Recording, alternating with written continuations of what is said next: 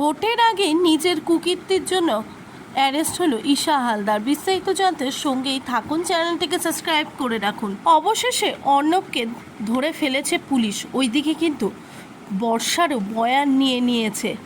এরপরে বাড়িতে যখন সবাই ফিরে যাবে তার আগে কিন্তু পিকলু বর্ষার দিকে প্রচণ্ড কেয়ার করে, আর পিকলু বর্ষার দিকে হাঁ করে তাকিয়ে থাকে, বর্ষা পিকলুর দিকে হাঁ করে তাকিয়ে থাকে। এরপরে কিন্তু যখন এই দৃশ্য দেখে পর্ণা বলে যে পিকলু মনে হয় অনেক দিন ধরে বর্ষাকে চেনে, এমন একটা মনে হচ্ছে।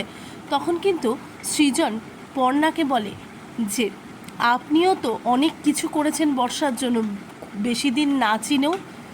তখন কিন্তু পর্ণা বলে যে না, আপনাকে মনে হচ্ছে কি আপনাদের পরিবারকে এবং আপনাকে বহু দিন ধরেই চিনি।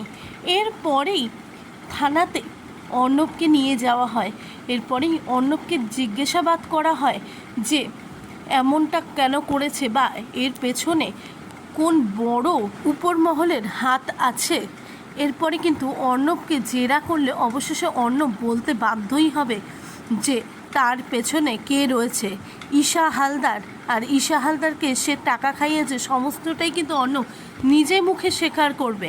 আর তারপরেই ঈশার বিরুদ্ধে এভিডেন্স চলে আসবে সকলের কাছে যে এগুলোর পেছনে রয়েছে ঈশা। এরপরে কিন্তু পুলিশ একটুকু দেরি না করে ঈশাকে অ্যারেস্ট করার জন্য ঈশার বাড়িতে যাবে।